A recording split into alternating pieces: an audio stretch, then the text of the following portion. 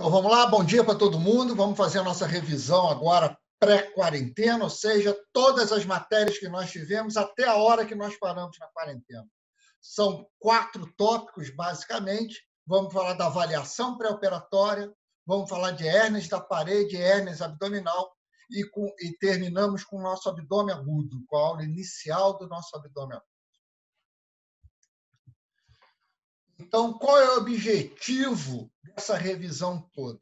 Vocês nortearem os estudos, vocês começarem a estudar de novo, dessa maneira um pouco diferente. Nós criamos agora um grupo de WhatsApp, vocês podem ler pela nossa referência clássica, que é o Sabeston, tirar as dúvidas no Schwartz, tirar as dúvidas no WhatsApp, e assim a gente vai conversando de acordo com essa paralisação nossa. Então, vamos começar com o pré-operatório. Lembrando o que é importante nesse nosso pré-operatório. Primeiro, identificar os pacientes de risco. Avaliar sempre risco-benefício do nosso procedimento cirúrgico. Quais os exames complementares são necessários? Paciente que toma alguns medicamentos habituais, principalmente o paciente diabético, o que eu faço com esse paciente?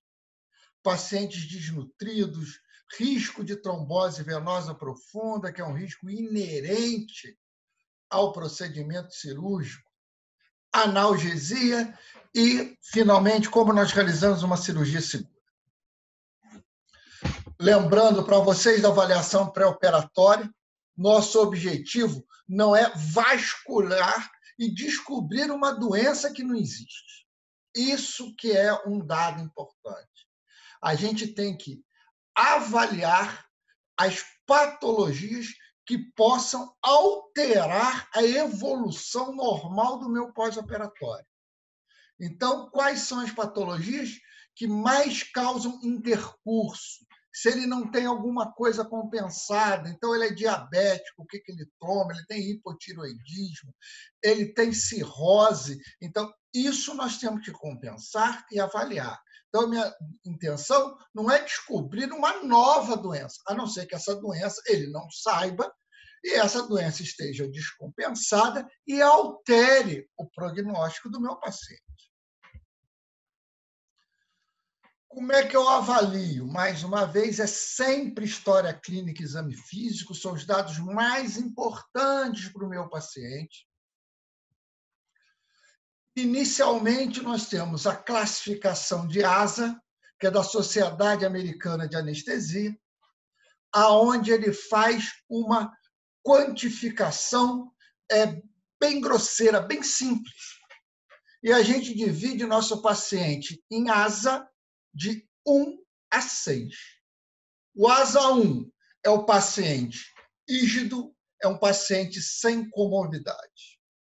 O ASA 2 ele tem uma doença sistêmica leve, exemplo, ele é hipertenso, toma uma medicaçãozinha dele e essa medicação está compensando a doença básica dele. Então, é um paciente com doença compensada. O grau 3, o paciente já apresenta uma doença sistêmica, causa limitação funcional, ou seja, essa doença não está compensada. Exemplo clássico, é o paciente que é hipertenso, deixou de tomar o remédio dele, ou o remédio dele passou a ser insuficiente e agora ele tem um aumento da pressão do paciente. Vamos lá. O grau 4, o paciente tem uma alteração sistêmica grave agora, que representa risco de vida. Então, o paciente tem insuficiência cardíaca, por exemplo. O ASA 5, o paciente é moribundo e o prognóstico dele é ruim, com, sem ou apesar do procedimento cirúrgico.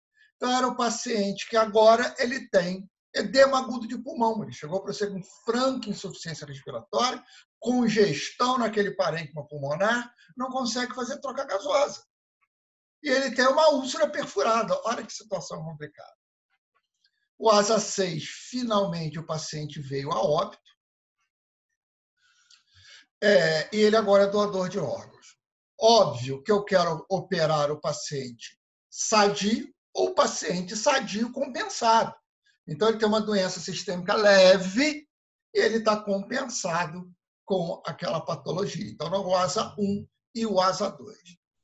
Os ASAs 3, 4 e o 5, eu vou tentar compensar primeiro esse paciente. Nem sempre isso é possível, mas a gente vai tentar. Então, os pacientes que eu quero operar são os ASA 1 e o ASA 2. Veja bem que a gente falou genericamente.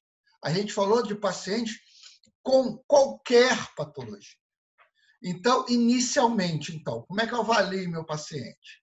Risco-benefício do meu procedimento cirúrgico. Vou ver a história clínica e o exame físico e faço uma classificação inicial simples, que é a nossa classificação de ASA. A partir dessa classificação de ASA, eu estratifico o meu paciente. Tá? Então, aqui eu estou mostrando para vocês várias classificações de estratificação do meu paciente. Então, eu tenho a clássica, que é a classificação de Goodman, que é para patologias cardíacas num paciente que não vai ser submetido a uma doença cardíaca. Então, eu avaliei o ASA. No ASA, eu descobri que ele infartou há 3 anos atrás e agora ele tem um grau dele de cardiopatia isquêmica, toma a medicaçãozinha dele, mas ele está compensado. Então, ele é um ASA 2 por uma doença cardíaca. Agora, vamos ver como está essa doença cardíaca. Então, a gente estratifica esse paciente, e a estratificação clássica é a classificação de Goodman. A partir daí, nós vamos pontuar o paciente de acordo com as doenças e vamos saber se, mesmo com a doença compensada, qual é o grau de compensação que ele tem. Então, esse é importante, a estratificação. Classificação de Child, que vocês veem aqui, que é o paciente com insuficiência hepática. Classificação de NIRA, que é o paciente clássico com insuficiência cardíaca. Então, você divide eles em classes, classe 1 a classe 4. A classe 4 é o paciente mais grave. Então, aquele nosso paciente, eu já até classifiquei ele no Goodman, ele fez um infarto agudo no miocárdio. E agora ele tem um grau dele de limitação física. Então, classe 1 vai sem atividade física limitada, não tem limitação nenhuma, até a classe 4, que ele tem incapacidade de realizar qualquer atividade física. Classificação de Thornton, que vocês veem aqui, é a classificação do paciente com insuficiência pulmonar. Então, a gente vai estratificando. A partir daí, avaliando sempre risco-benefício do nosso procedimento. A classificação inicial, que é a classificação de ASA, é aquela primeira que a gente faz. Então, a gente examina qual é a história clínica do paciente, o exame físico, e classifico ele no ASA. A partir dessa classificação de ASA, nós vamos estratificar esse paciente de acordo com a doença básica. Então, se ele tem insuficiência hepática, classificação de Child, se ele foi cardiopata, classificação de Goodman, e assim vai. Existem outras classificações para esse paciente, mas as mais usadas são essas classificações. Estratificamos. A partir de agora, qual o exame complementar que eu vou solicitar para o meu paciente? Então, isso é um dado muito importante. Então, o excesso de exame complementar que a gente tem, não, já que eu vou operar um paciente, vou abrir o abdômen desse paciente, eu preciso estar calçado por uma série de exames. Isso não existe. Então, guardem isso. O que calça você, que protege o seu paciente, é uma história clínica e um exame físico apurado. Os exames complementares vão ser realizados baseados na minha história clínica e no meu exame físico. Então, avaliei o meu paciente. Ele é diabético, ele toma insulina, aí eu sei que ele é diabético há mais de 10 anos. Então, esse paciente tem um grau dele de nefropatia, então eu preciso pedir ureia e creatinina. Esse paciente, tenho que saber se essa glicemia está controlada, então vou pedir essa glicemia. Colhendo história, exame físico, será que esse paciente já tem algum grau de alteração cardíaca? Vale a pena fazer eletrocardiograma, raio-x de tórax para ver o tamanho daquela área cardíaca, para ver se não tem alterações da área de ventilação, perfusão. Então, isso tudo são dados importantes. Então, mais uma vez, a história clínica e o exame físico são os norteadores que eu vou ter para o meu paciente. Os exames complementares também vão seguir esse mesmo raciocínio. A grande maioria dos exames complementares eu vou solicitar pelo que eu encontro na história clínica e exame físico, mas eu tenho que lembrar que o procedimento cirúrgico também é um dado importante. Então, se eu vou fazer uma grande cirurgia, ele tem um câncer no estômago, eu tenho que retirar aquele estômago todo, é uma cirurgia muito traumática para esse paciente. Esse paciente pode sangrar muito. Eu posso precisar repor sangue para esse paciente. Então, esse paciente eu tenho que ter um hematócrito, uma hemoglobina prévia, para saber qual é o grau de disfunção, qual é o grau de anemia desse paciente, para saber o quanto que eu vou precisar repor para esse paciente depois.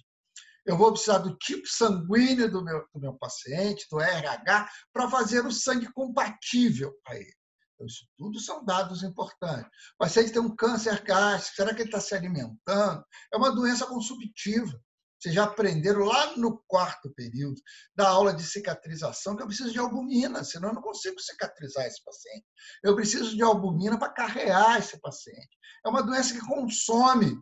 Será que vale a pena eu dosar albumina desse paciente? Então, isso tudo tem que ser questionado pré-operatoriamente, para você não ser surpreendido no pós-operatório com uma descompensação desse paciente com algo que eu já poderia ter compensado previamente. Então, isso é o nosso dado importante da nossa avaliação pré-operatória. Então, mais uma vez, os exames complementares, eles devem ser individualizados para cada paciente, dependendo do paciente e do porte, do tipo de procedimento que eu vou realizar nesse paciente. Então, esse diapositivo agora que vocês estão vendo é do nosso Schwartz, desculpa, é do Seibston, é o nosso livro clássico, onde ele mostra várias patologias, eu sei que vocês não estão enxergando bem, também não é essa a intenção, várias patologias, e embaixo dele mostrando quais são os exames que eu tenho que pensar em solicitar. Então, o mais importante, esse primeiro aqui, ó, que eu estou mostrando para vocês, é o nosso paciente ASA 1. É o paciente rígido, sem comorbidade. Não encontrei nada no meu paciente. E agora, qual o exame que eu vou passar para esse paciente? Olha só, não tem nada aqui. Nada. Zero. Ou seja, dependendo da minha história clínica, dependendo do meu exame físico, dependendo do que eu encontrei, eu posso operar um paciente e não precisar dos exames complementares. Então, isso é um dado importante que se tem que carregar. O mais importante na avaliação pré-operatória do meu paciente é a história clínica e o exame físico. Junto com o procedimento cirúrgico, eles são os norteadores dos exames complementares que eu vou solicitar. Então, nós podemos pedir qualquer exame complementar, mas ele tem que ter uma base racional. Eu não preciso pedir prova, tipagem sanguínea, prova cruzada e reservar sangue para um paciente que vai operar de fimose, vai fazer postectomia. Então, não há necessidade, vai depender da história clínica e do exame físico do meu paciente. Existem várias patologias associadas que podem interferir diretamente no prognóstico do meu paciente. Lembra que nós vamos fazer agora uma revisão? A gente vai fazer essas 4 aulas agora, num espaço mais ou menos de 2 horas, a gente vai dar um intervalinho mais ou menos no meio. Minha intenção é dar um intervalo, vamos ver como é que vai evoluir, um pouquinho da aula de abdômen agudo, porque abdômen agudo é uma das pedras angulares da nossa disciplina. Então, vamos dar um intervalo depois, para a gente voltar a falar no finalzinho apenas de abdômen agudo. Nesse intervalo aí, provavelmente eu vou pegar a presença de vocês, a presença de vocês. Então, vamos lá. Paciente diabético. O que a gente tem que guardar do paciente diabético? Então, se esse paciente toma alguma medicação, essa medicação serve para pegar aquela glicose, já que ele tem uma insuficiência de insulina, e depositar a glicose dele no tecido e manter uma reserva.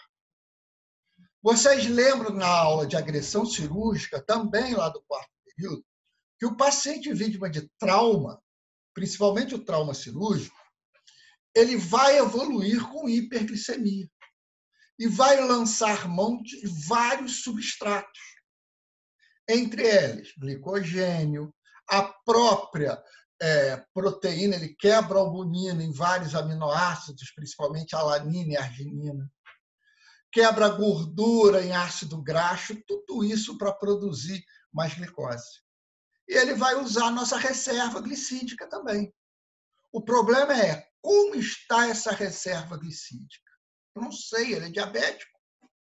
Então, qual é o problema? Na hora que esse paciente for fazer hiperglicemia, duas coisas podem fazer. Ou ele fazer uma grande hiperglicemia, que é o mais comum, e fazer as complicações agudas das hiperglicemias. Cetoacidose diabética, coma hiperesmolar, e assim vai. Ou pior, que também não é tão comum, esse paciente pode fazer hipoglicemia. Agora, imagina o paciente faz hipoglicemia tomando uma insulina intermediária, que é a insulina NPH, ou uma insulina de longa ação, ou mesmo hipoglicemiante oral, que é de longa duração. Então, é muito difícil tratar essa hipoglicemia. Então, o que eu faço para controlar a glicemia no paciente vítima de agressão? Veja mais uma vez, a aula nossa, óbvio que é de cirurgia, mas isso vale para tudo, para qualquer agressão que esse paciente vai ser submetido. Então, ele teve infarto agudo do miocárdio, ele fez pneumonia, ele teve um acidente vascular encefálico, infartou, seja qual a doença básica dele, ele vai se portar da mesma maneira. O organismo vai fornecer substratos para ele fazer hiperglicemia. Então, eu preciso controlar o meu paciente diabético. Como que eu faço isso? Então, nós acabamos de falar que as insulinas de longa duração, ou mesmo as intermediárias, que os hipoglicemiantes orais, que atuam por muito tempo, pode levar esse meu paciente à hipoglicemia.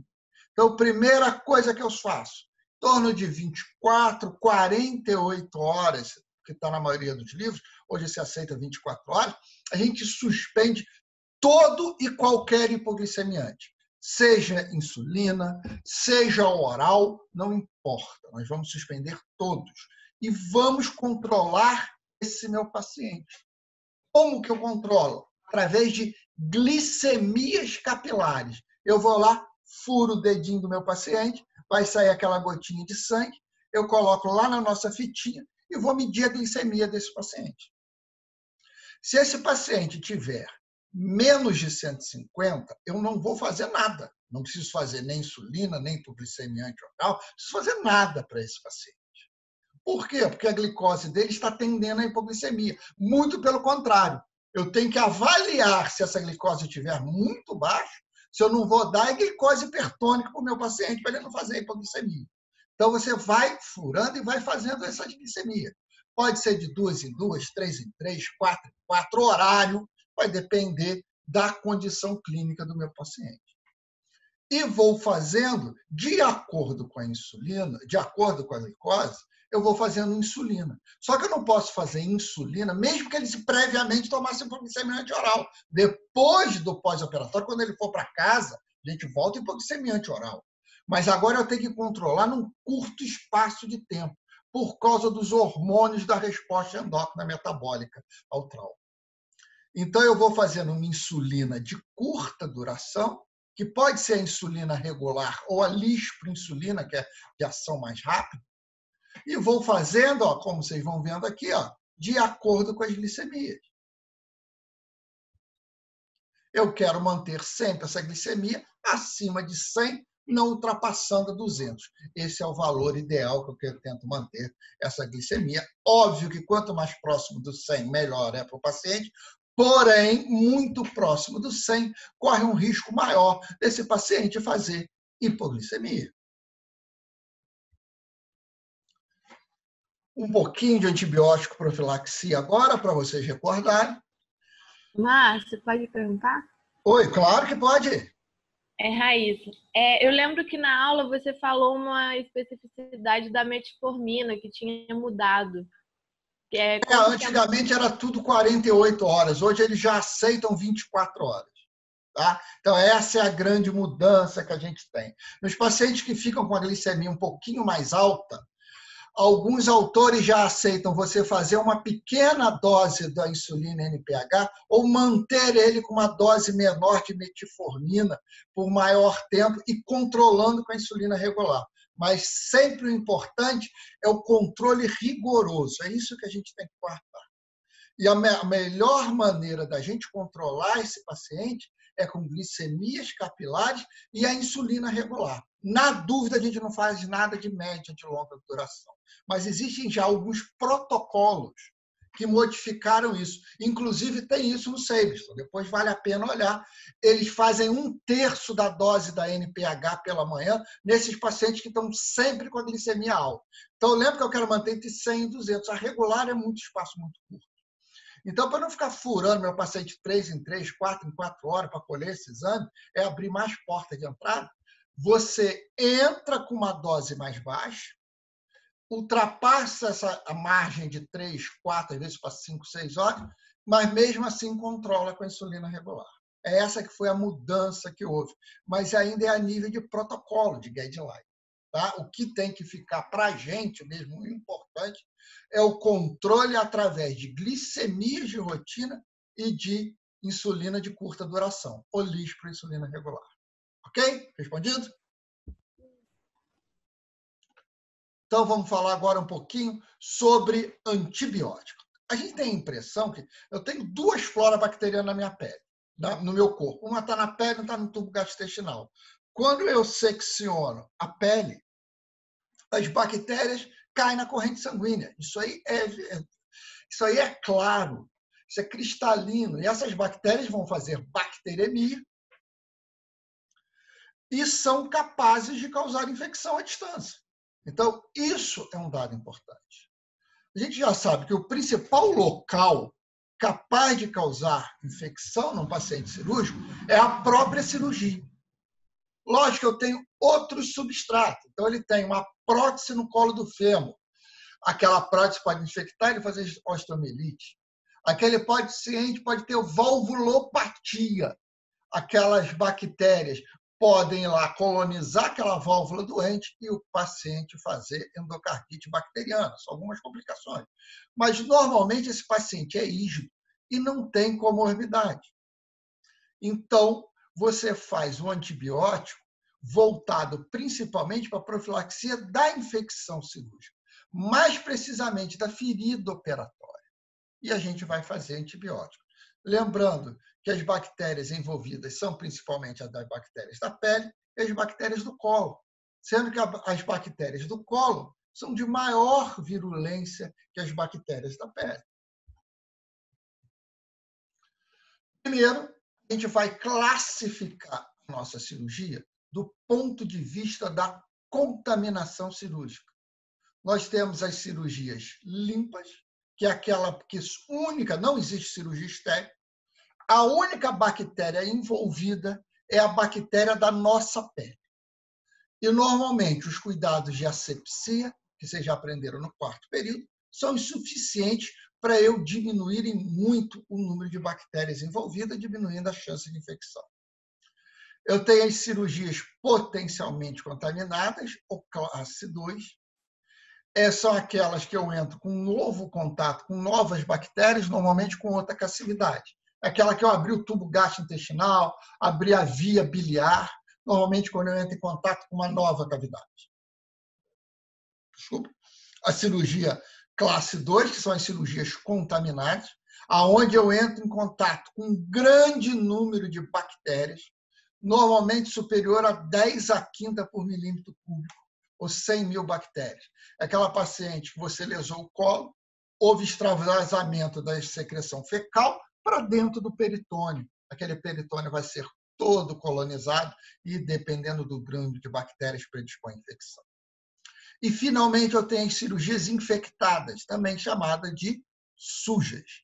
As cirurgias desinfectadas são aquelas que eu lembro, tenho um grande número de bactérias envolvidas, já causando destruição tecidual e presença de pus. Então, cirurgia limpa, única bactéria da pele, potencialmente contaminada, entra em contato com uma nova flora. Contaminada é quando eu entro em contato com um grande número de bactérias capaz de causar infecção, na maioria das vezes, normalmente superior a 10 a 15. E cirurgia infectada, onde eu já tenho a infecção, que é o pus. Cirurgia infectada, eu nem falo de antibiótico profilaxia, já que eu já tenho infecção, você vai fazer terapia, antibiótico terapia. Então, nós vamos avaliar as cirurgias limpas, potencialmente contaminadas e contaminadas. A indicação hoje de se fazer antibiótico profilaxia são as cirurgias contaminadas. Então, as limpas e potencialmente contaminadas, não existe indicação de antibiótico profilaxia. Então, a indicação só avaliando o potencial de contaminação, as cirurgias contaminadas, aquela que eu entro em contato com uma nova flora e com um grande número de bactérias. Exemplo clássico é a paciente que teve uma lesão do tubo gastrointestinal e caiu secreção fecal no peritônio. Então, infectada, eu não faço profilaxia, faço terapia. Contaminada, eu faço a indicação absoluta do antibiótico profilaxia. E as limpa e potencialmente contaminadas, se eu tiver algum fator que justifique a possibilidade de infecção. Exemplo, paciente desnutrido, paciente imunocomprometido, grandes descolamentos de tecido, áreas pouco vascularizadas, presença de corpo estranho que já começa a ser questionado, principalmente nas cirurgias de hernia. Então, esses são os dados importantes que a gente tem. Tá? Então, não esqueçam disso. Não é toda cirurgia que eu tenho indicação de utilizar antibiótico profilático. A indicação é apenas nas cirurgias contaminadas. Limpo e potencialmente contaminado, precisa ser avaliado se o paciente tem outros fatores que predispõem à infecção. Mostrando aqui mais um quadro, o quadro do nosso livro, falando dos antibióticos que a gente vai usar. Vocês não precisam decorar esse quadro, é óbvio. Vocês têm que saber que na pele são as principais bactérias iniciais. Eu tenho gram positivo e gram negativo alguns, mas principalmente gram positivos, Streptococcus.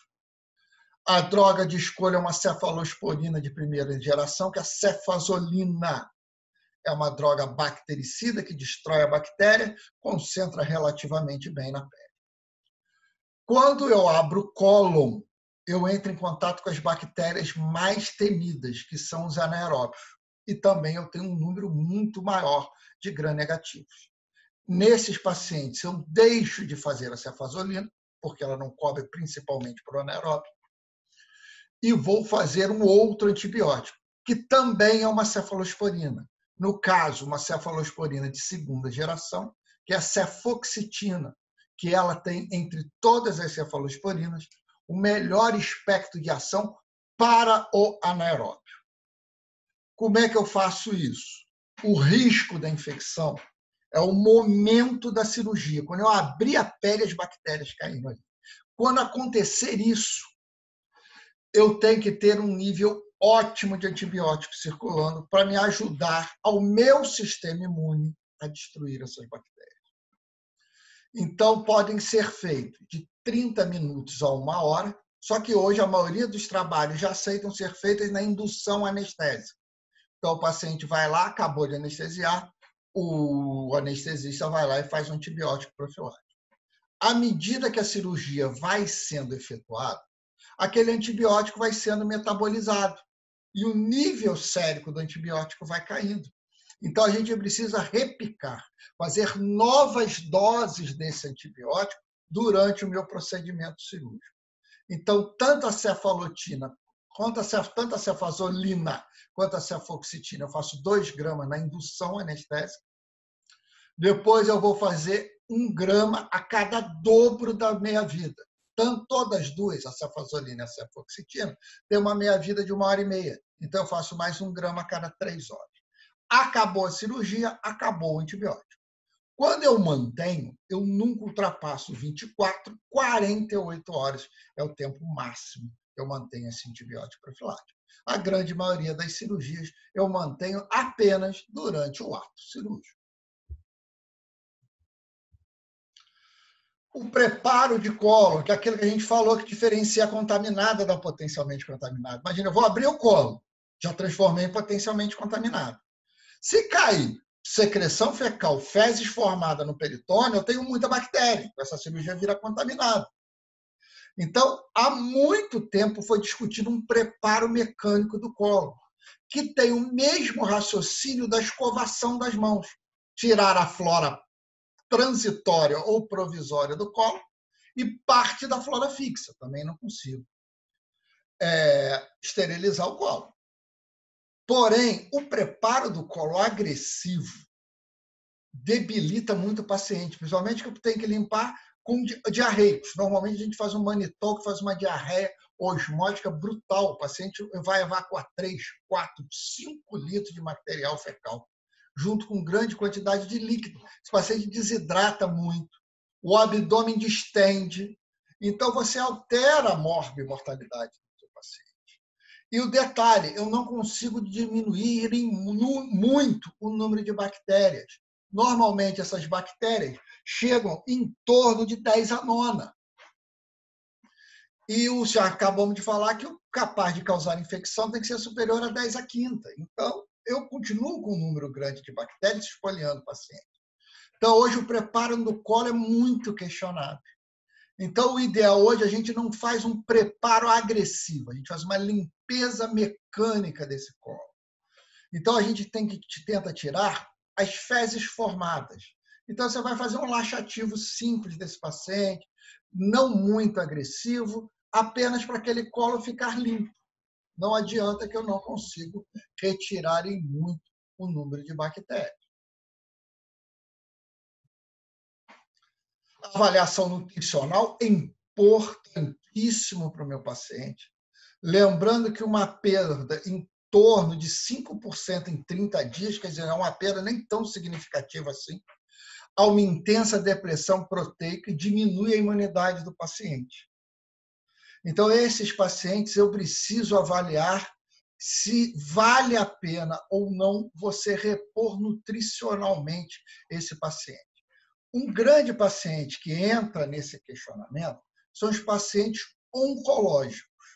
O paciente tem uma doença consumptiva, uma neoplasia maligna, e pode ser que na hora que eu opere esse paciente, lembra da agressão cirúrgica, ainda aquela mais a proteína, a albumina desse paciente vai ficar muito baixa. Se essa albumina fica muito baixa, eu não tenho aumento da pressão coloide osmótica, então eu não consigo reter líquido para esse paciente. Eu não tenho substrato para cicatrização, nem substrato anatômico para fazer a hiperglicemia.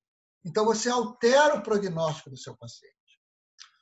A albumina é a enzima mais específica da desnutrição, normal é de 4,5 a 5,5. Albumina menor do que 3,5 e leucócito ou linfócito, menor que 1.500, indica um mau prognóstico para o meu paciente. Outro dado importante, que a albumina menor do que 2 contraindica o meu procedimento cirúrgico. Então, nós vamos dosar.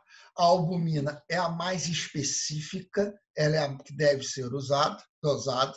Porém, eu tenho uma outra proteína que é menos específica para a desnutrição, mas ela é mais sensível, que é a transferrina sérica. Ela é a mais específica porque a grande maioria do ferro circula livremente, tá, no citoplasma, ou principalmente ligado à hemoglobina. Ou seja, não necessito muito da proteína transferrina. Então, na depressão proteica, a primeira proteína a parar de ser produzida pelo fígado é a transferrina. Normal da transferrina é acima de 350, menor do que 250 indica mau prognóstico, abaixo de 200 contraindica a minha cirurgia. Se esses pacientes tiverem hipoproteinemia, avaliar a nutrição desse paciente previamente, preferencialmente pela via enteral, então pela boca. Nem que eu passe uma sonda pelo narizinho, uma sonda nasoenteral, coloque lá no jejum para nutrir esse paciente. Quando a via enteral não é possível, eu avalio a nutrição parenteral. Mas a nutrição enteral é sempre a preferível para nutrir meu paciente. Trombose venosa profunda, você tem que avaliar todo o seu paciente, é uma complicação muito temida, porque o tratamento da trombose venosa profunda é a anticoagulação do seu paciente. Uma das contraindicações de anticoagular é cirurgia nos últimos 6 meses, então imagina o seu paciente operado fazendo trombose venosa profunda. A trombose venosa profunda, por si só, não tem grande complicação, ele está na perna. O problema é quando o trombo desprende ali, cai na corrente sanguínea, vai para o pulmão e faz a embolia pulmonar e o paciente não consegue respirar. Então, tem uma mortalidade elevada, a embolia pulmonar. E a embolia pulmonar é uma complicação da trombose venosa profunda. Por isso que a gente fala em profilaxia da trombose venosa profunda. A embolia é uma complicação da trombose. Vocês lembram da tríade de Virchow, estase, lesão endotelial e hiperviscosidade ou hipercoagulabilidade. São os 3 fatores que levam ao paciente a ter um risco grande de trombose venosa profunda. Todo paciente cirúrgico tem risco de trombose venosa profunda. Ele fica deitado, você faz um trauma cirúrgico, aumenta a viscosidade sanguínea. Então, todo paciente tem, no mínimo, um risco leve. Principal profilaxia da trombose venosa profunda, deambulação precoce. Você andando, você vai massageando a panturrilha e vai bombeando aquele sangue para a corrente sanguínea. Então, evita a estase. Então, a principal profilaxia é a trombose venosa profunda e você utiliza nos pacientes leves. A deambulação, então, eu uso em todos os pacientes, desde que eu possa. Paciente de risco médio a alto, você vai associando com outras coisas. A outra é a profilaxia medicamentosa, abaixo de heparina de baixo peso molecular, vamos nos ater a heparina por enquanto. Você usa 5.000 unidades de 12 em 12 ou 5.000 unidades fracionadas de 8 em 8 horas. Ou seja, 10.000 a 15.000 unidades, usualmente 10.000, fracionado em 2 vezes por dia. Outras profilaxias que você tem é o enfaixamento do membro, meias elásticas você pode usar, quando você vai colabar o sistema superficial e parcialmente o sistema profundo. E eu tenho os pacientes de alto risco. O paciente de alto risco é aquele que já fez trombose venosa profunda ou embolia pulmonar. Os pacientes de muito alto, tá, são indicados o implante de filtro de veia cava. Então, você faz um acesso venoso profundo na veia femoral, chega lá na veia cava inferior, põe um guarda-chuvinha, que é o filtro de veia cava. Assim, se ele fizer trombo na panturrilha e aquele trombo embolizar para a corrente sanguínea, ele fica retido naquele filtro de veia cava e o paciente não faz embolia pulmonar. Porém, o filtro de veia cava é indicado para os pacientes de muito risco de fazer embolia. Como é que eu sei isso? Aqueles pacientes que já tiveram embolia pulmonar. Principal profilaxia de deambulação precoce, seguido de heparina, que é medicamentoso, e o uso de enfaixamento ou de meias. Outra coisa que se discute muito do paciente é o jejum. O grande problema, isso, desde os primórdios da cirurgia, falava que o paciente não podia se alimentar de jeito nenhum, porque senão o paciente ia vomitar, broncoaspirar, quer dizer, aquela secreção estomacal ia para o pulmão e ele fazeria a pneumonia química, ou síndrome de Mendelssohn, que é uma complicação muito grande, muito grave, uma mortalidade elevada. Então, se colocava esses pacientes num período muito grande de jejum. Hoje, acabamos optando por um jejum num período mais curto. A maioria dos trabalhos mostram que esse jejum de um tempo muito grande é muito deletério ao paciente. O paciente fica com esse jejum, faz maior catabolismo proteico, e descobriu que quando esse paciente fica num jejum num espaço mais curto, o conteúdo gástrico não aumenta tanto assim. Então, hoje, a gente tem um período menor de jejum, normalmente em torno de 2 a 3 horas, lógico que dependendo do paciente, o diabético tem hipomotilidade do tubo gastrointestinal, então esses pacientes você precisa manter por um tempo ainda maior. Paciente com obesidade mórbida, gestante tem que tomar cuidado, porque o aumento do útero diminui o reservatório do estômago, então esses pacientes têm maior chance de broncoaspiração. Então você mantém um jejum maior. Fora isso, os pacientes rígidos, sem comorbidade, um jejum de 2 a 3 horas mostra-se suficiente. O controle da dor, a gente chama de analgesia preemptiva, quer dizer, preemptiva é aquilo que a gente sabe que vai ter, você vai cortar o tecido do paciente, ele vai sentir dor.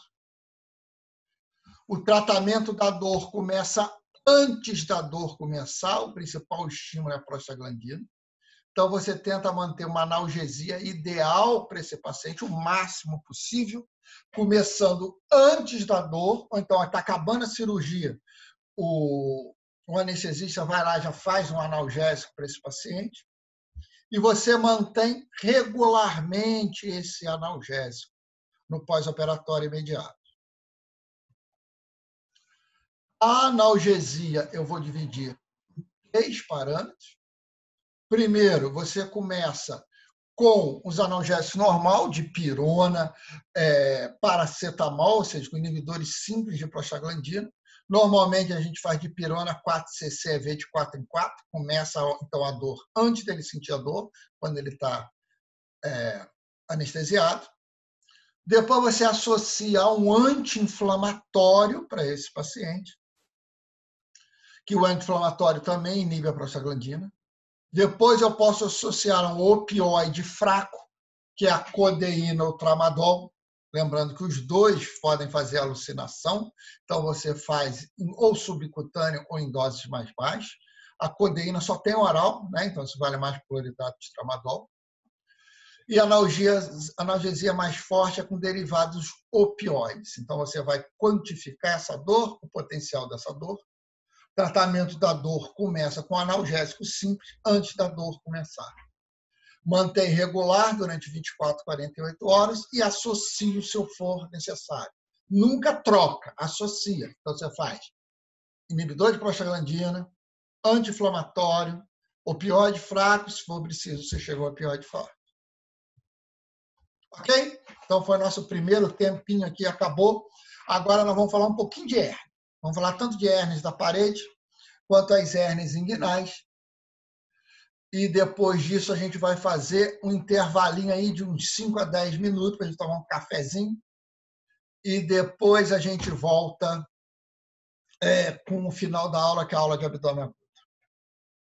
Tá bom? 45 minutos. Então vamos falar primeiro das hérnias da parede abdominal, que são as hérnias ventrais e as hérnias lombares. Essa é uma imagem clássica da nossa hérnia. Vocês sabem que hérnia é uma protusão por um orifício, então ele sai de um local, vai ficar prolapsado para outro local. Então essa é a definição de hérnia, é quando uma estrutura é exteriorizada através de um orifício natural adquirido e sai de um local para o outro local. As hérnias ventrais clássicas são as hérnias epigástricas, que são as hérnias da linha média, normalmente. A vascularização penetra ali, faz pequenos pontos. Normalmente, as hérnias epigástricas são pequenas e assintomáticas. O que fica ali é a gordurinha pré-peritoneal. Tratamento é nada, expectante. Eventualmente, aquela gordura pode sofrer um processo inflamatório crônico, o paciente sentir dor, e você indica o procedimento cirúrgico. A hérnia umbilical, que a gente vai falar um pouquinho dela, que ela pode ser congênita adquirida. A hérnia semilunar, da linha semilunar de Spiegel, que é uma hérnia não muito comum. Ela pode crescer para dentro da parede, ser um diagnóstico mais difícil. E tem mais hérnias incisionais, onde você operou o paciente, fez uma incisão, por algum motivo houve uma deiscência, aqueles pontos abriram, e o conteúdo da cavidade abdominal exteriorizou-se, sendo contido pela pele. Mostrando o saco herniário, como funciona. Então, aqui está a parede, aqui está a protusão na pele, aqui o peritônio, que vai ser prolapsado, que, na verdade, o saco herniário é o próprio peritônio, que sobe fibra de colágeno. Aqui o interior do saco herniário, que pode ser composto por várias estruturas intraabdominais, mas comumente por uma alça intestinal, mas pode ser aumento, e mesmo cirurgias sólidas, órgãos sólidos, como o fígado, por exemplo, que não é tão comum. Mas disparado, aumento e alça intestinal. E aqui a gente tem um orifício, que é o defeito da parede propriamente dito. Esse defeito a gente chama de colo herniário, quer dizer, é onde vai fazer a protusão do conteúdo abdominal. Existem hérnias dentro da cavidade abdominal, que a gente chama de hérnias internas. Exemplo, o paciente operou por algum motivo, ressecou uma alça intestinal, anastomosou, e o meso, tá vendo? Ele ficou afastado e fez um buraco. Uma alça entra por dentro desse buraco, desse orifício, e faz uma herniação interna, que é uma das causas de obstrução intestinal. A gente pode classificar as hérnias como redutíveis, ou seja, ele faz esforço, a hérnia faz o prolapso, para de fazer esforço, aquela hérnia volta espontaneamente. A hérnia pode ser irredutível, aonde você não consegue reduzi-la para de volta para a cavidade abdominal. Então, a gente chama essa hérnia de hérnia encarcerada. Esse encarceramento, essa alça presa aqui, pode sofrer comprometimento da vascularização e necrosar, estrangular, que é a terceira complicação, que é a segunda complicação e a mais temível, que é a hérnia estrangulada. Mostrando as hérnias umbilicais congênitas, ela ocorre por um não fechamento da cicatriz umbilical. Vocês vão ver que uns livros falam 7 anos, mas classicamente é de 2 a 4 anos, há uma tendência dessa cicatriz umbilical fechar espontaneamente. Tá?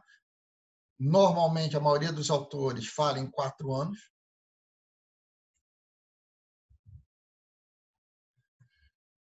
Tem 2 outras complicações parecidas com a hérnia umbilical, que é a onfolocele e a gastroesquise. Onfolocele, olha só, a cavidade abdominal vem aberta, recoberta pelo peritônio. E as gastroesquise, que a gente não tem nem o peritônio aberto, a alça nasce banhada ali pelo líquido amniótico, fica livre na cavidade uterina. E você é obrigado a fazer uma contençãozinha. Normalmente usa uma prótese plástica. Vem fechando isso progressivamente, até que daqui a um tempo eu consigo refazer a cavidade abdominal. As hérnias posteriores, lombares, que são as hérnias mais raras, passam desapercebidos, se não forem muito grandes, mas normalmente são assintomáticas. Porém, principalmente a hérnia inferior, que é também chamada de petit, ela passa posterior por sobre o ilíaco, elas têm uma taxa de encarceramento maior. A hérnia de Greenfield, ela é subarco costal, é onde você vê as 2 hérnias, uma abaixo do arco costal e outra acima da asa do ilíaco posterior. São as hérnias lombares ou posteriores.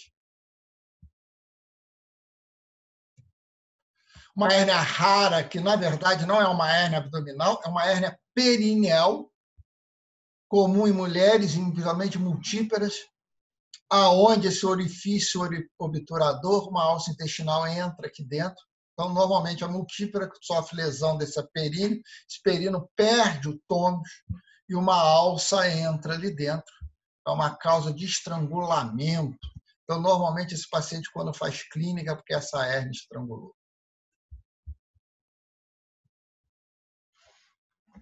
Chegamos agora às hérnias inguinais. Mais uma vez, vocês podem interromper essa aula a qualquer momento, todas as aulas, e a gente para e tira a dúvida de vocês. Ok? Respire um pouquinho fundo, as hérnias inguinais, vamos lá, a gente já vai dar um intervalinho para você, mas essa hérnia inguinal é de suma importância. O que é a importância? Identificar os tipos das hérnias inguinais, que é direto e indireto, vocês já ouviram falar nisso. Definir quais são os exames complementares, se tem ou não, como é que eu vou manejar esse paciente, o tratamento e as complicações dessas hérnias. Lembrando que o testículo, formado naquelas diferenciações do rim de pronéfro, promesonéfro, prometanéfro, existe a formação do testículo. Esse testículo migra pelo reto peritônio, perfura a parede uma vez com o orifício inguinal interno, forma o canal inguinal, perfura o orifício externo e cai na bolsa escrotal. Então, é a nossa evolução natural do testículo na formação do canal inguinal. Então, esse testículo migrou pelo reto peritônio, perfura 2 vezes, orifício externo, orifício interno, forma aqui o canal inguinal e, finalmente, ele migra até a nossa bolsa escrotal. Então, essa é a formação do canal inguinal, na migração do testículo e perfuração da parede. Aqui mostrando, então, o normal, quando ele perfura, ele pega fibras que vêm do peritônio até a túnica vaginal e forma um conduto chamado conduto peritônio-vaginal, que passa por dentro do canal inguinal. Está aqui nosso conduto peritônio-vaginal, ele migrou, e normalmente ele nasce obliterado e o testículozinho lá na bolsa escrotal. Esse conduto peritoneal pode ficar aberto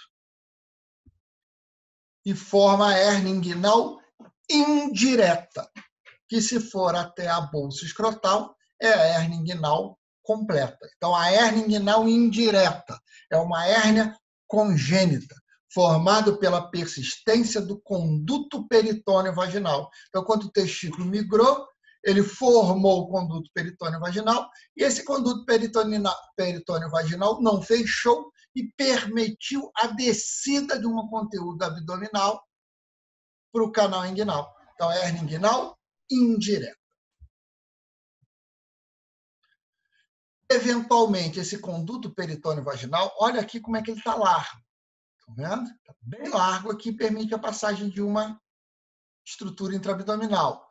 Aqui, ele não deixa passar o conteúdo da cavidade abdominal, mas ele ainda está pérvio, ele está patente. Então, a alça não entra aqui, mas o líquido ascítico, o líquido produzido pela cavidade peritoneal, é que a gente tem um pequeno número, mas ela desce aqui, e vai formar uma bolsa líquida em volta desse testículo. A isso nós chamamos de hidrocele. No caso, hidrocele comunicante, que está comunicando a cavidade abdominal à bolsa escrotal. Normalmente, a hidrocele comunicante fecha espontaneamente até 1 ano de idade. A hidrocele pode ser não comunicante. Olha só, você vê que aqui o conduto peritônio vaginal está fechado e aqui ele permaneceu aberto em volta do testículo. E ficou um líquido em volta da cavidade do testículo. Normalmente, as hidroceles não comunicantes não são congênitas, são adquiridas. Normalmente, secundário a um trauma direto no testículo. É o cara que anda de cavalo muito, é o cara que estava jogando futebol e tomou uma bolada, e forma um líquido, e esse líquido não escoa. A hidrocele comunicante se caracteriza pelo seguinte: é como em bebezinho, ela comunica a cavidade peritoneal à bolsa escrotal. Então, o neném cresce de manhã, acorda de manhã, ele estava dormindo, o testículo dele está normalzinho. Durante o dia, que a mãe fica com ele no colo, o líquido vai descendo. Ele chora, aumenta a pressão abdominal, aquela hidrocele vai crescendo e de noite diminui. Na hidrocele não comunicante, que fica o líquido represado aqui desse conduto aqui, ó, dessa loja aqui secretando, essa hidrocele só tende a aumentar, ela não diminui nunca. Então, isso ajuda a diferenciar clinicamente a hidrocele comunicante com a hidrocele septada.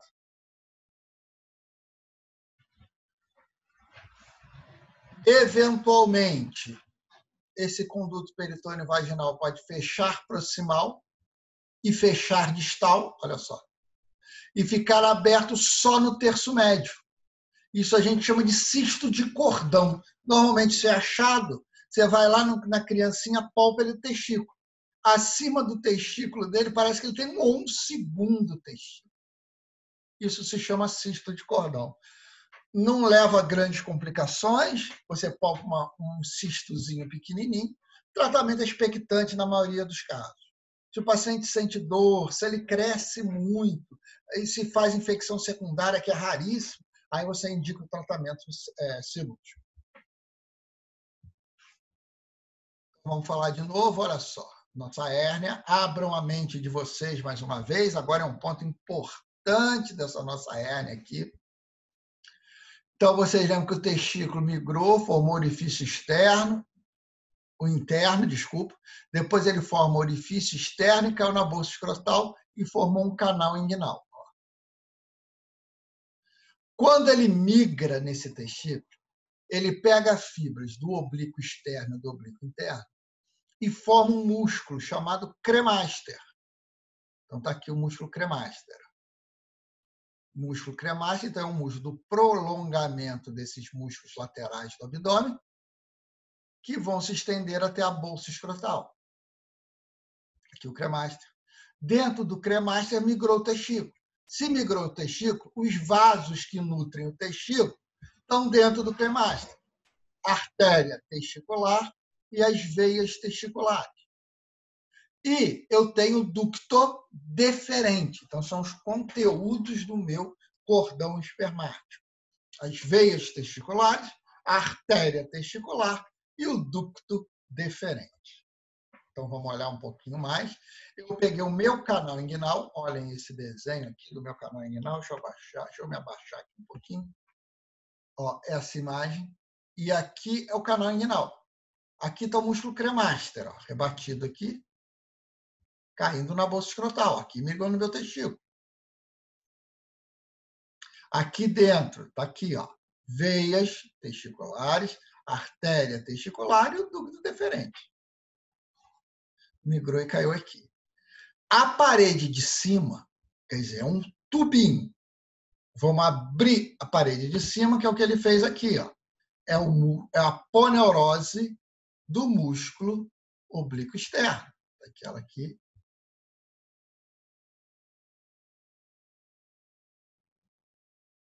Eu abri aqui, ó. Então, esse era o caninho. Eu abri o oblíquo externo, uma perninha para cá e uma perninha para cá. Então, eu peguei, ó, abri o oblíquo externo, abri o teto do canal inguinal e entrei no canal inguinal. Dei de cara com o cremaster. Aí eu rebati o meu cremaster lateral e vi a parede posterior. O que eu tenho na parede posterior? Ligamento inguinal, aqui, ó. Músculo, tendão conjunto ou tendão conjunto aqui? Olha ele aqui, ó. Tendão conjunto. O assoalho, que é formado pela fáscia transversalis, está aqui o assoalho, está aqui ele aqui, ó. E aqui eu tenho um vaso, que são os vasos epigástricos. Olha ele aqui. Então, peritônio, conduto peritônio vaginal passa, estou mostrando aqui de novo nossas estruturas, né? Conduto peritônio vaginal passa por dentro e a hérnia indireta, é a hérnia congênita. A hérnia direta, que é a hérnia adquirida, a hérnia do esforço. Vem aqui por essa face aqui, que é a fáscia transversalis. Aonde eu tenho uma estrutura aqui bem triangular. Vocês estão vendo aqui, ó, tendão conjunto, ligamento inguinal e os epigástricos. Faz os epigástricos. Formam um triângulo, que é o triângulo de Hasselbalch. Hérnia indireta, por dentro do cremaster, cai na bolsa escrotal, persistência do conduto peritônio vaginal, hérnia congênita. Hérnia direta é a hérnia do esforço, é a hérnia da abertura da fáscia transversalis, que fica no trígono de Hasselbalch. O trígono de Hasselbalch está aqui de novo, é formado pelo quê? Músculo, tendão conjunto, olha aqui, vasos epigástricos e o ligamento inguinal. Então, a hérnia que aparece nesse triângulo é a hérnia adquirida ou a hérnia direta. Mais uma vez, vamos mostrar para vocês. Ó. Aqui está o canal inguinal, aqui está o canal inguinal.